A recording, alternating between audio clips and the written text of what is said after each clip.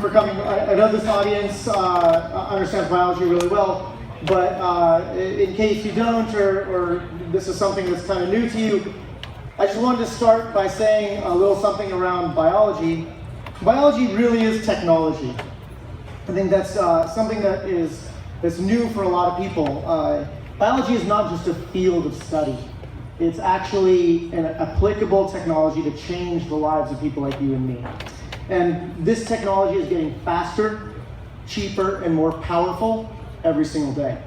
What used to take, back when I did my degree, full day to do a hand PCR can now be done extremely quickly, and in massively multiplex. So these types of tools and the further digitization of biology is driving the ability to do things in ways and speeds that were unheard of before. So at IndieBio, what we did was we built an accelerator to help scientists with a unique insight be able to apply that insight and build a product and a business that would be revolutionary and solve what we call intractable problems.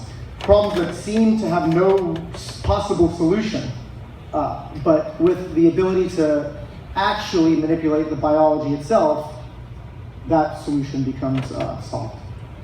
So in doing so, over the past couple years, we at IndieBio have actually become the world's largest seed biotech investor by volume. This is from CB Insights, and what this actually means is we're learning.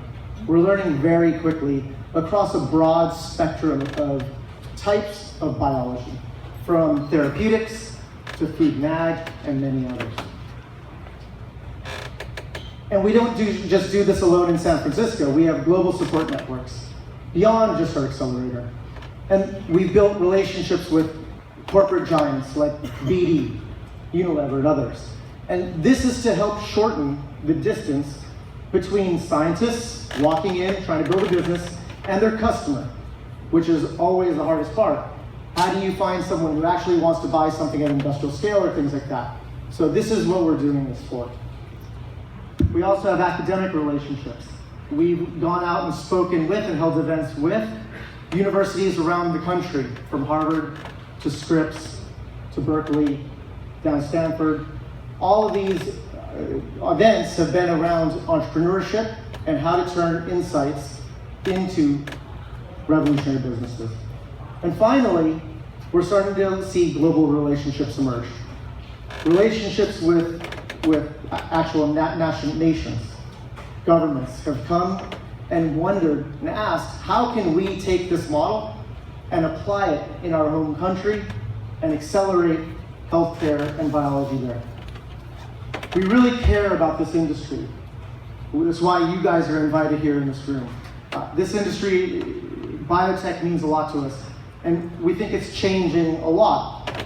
For us, we're excited to say that batch 1 and 2 are thriving. We've graduated 26 companies total in the last 2 batches, and they've raised in excess of $23 million alone in the last year.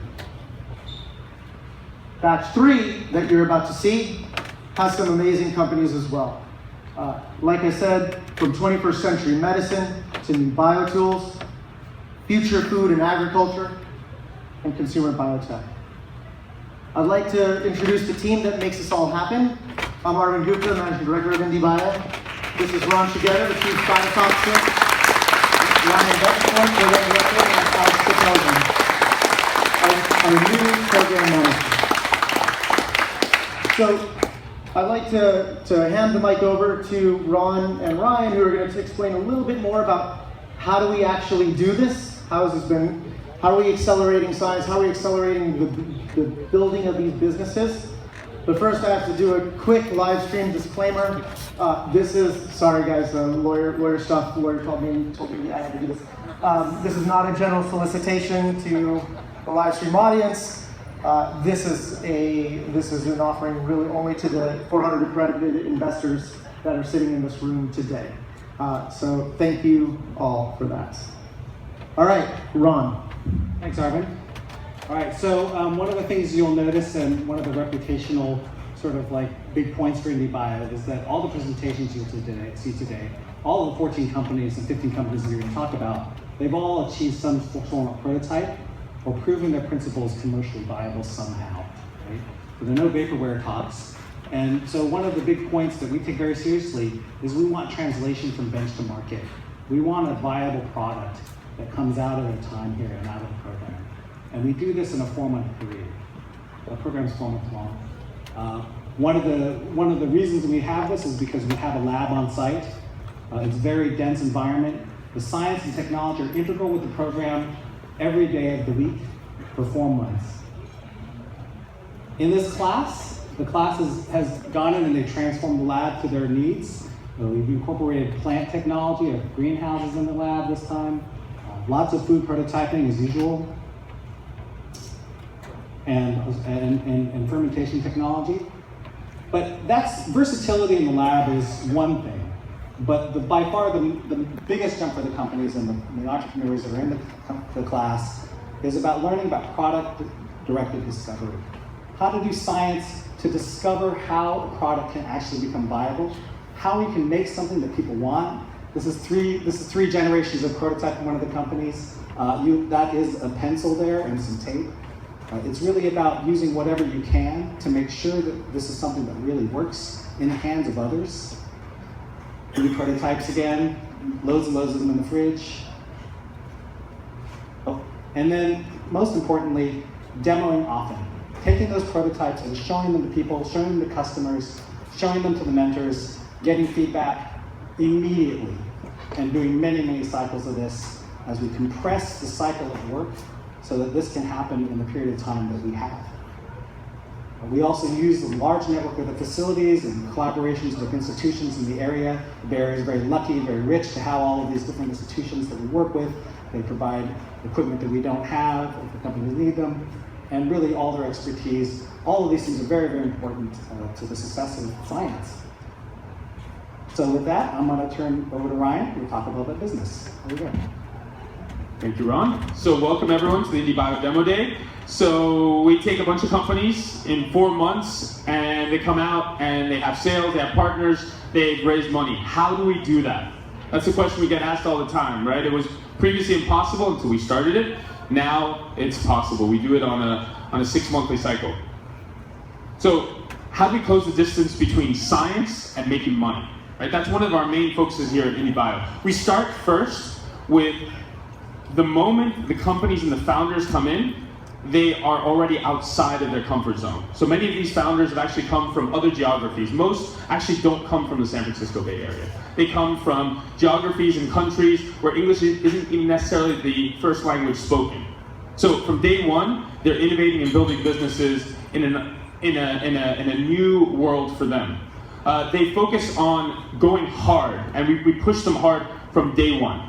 That means cold calling, right? That scientists who actually pick up the phone, cold call, even if they choke, and they do it again and again and again, and that's how we build entrepreneurs. We focus on not the first cold call, not the 4th or 5th, but when you close, right? So this is outside of, this is not just getting an LOI, this is building your business.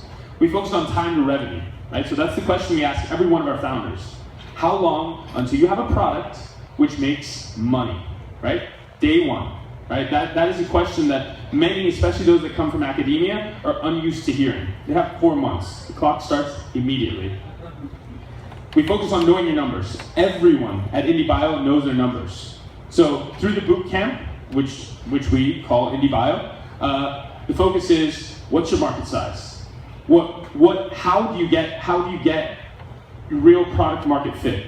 The market teaches those entrepreneurs. We start from day one with interacting with the market. That means going out and closing customers, right? And so that's market size, that's cost of goods sold, that is what is your profit margin, right? What's your vision for the next 10 years? How do you get there? Let's start there and work backwards. And then finally, we're building real companies. These are not theoretical businesses that we build in business school. These are real companies. So we teach founders how to hire for strength and also for weakness, and also how to hire and fire, right? All of our founders and all of our companies have hired during the duration, from scientists to salespeople to marketing to PR to technicians that help them out in the lab. So I'd like to kind of push us into the next segment, which is coming up. a quote by one of my favorite theoretical physicists, Freeman Dyson. Many of you are probably familiar with Dyson spheres. So one of his quotes is, now after 3 billion years, the Darwinian interlude is over. Humanity now has the tools that we need to manipulate and use biology as a tool of creation. And so now I'd like to welcome you to the post-Darwin world and welcome our next 15 batch of incredible world-changing companies. Thank you.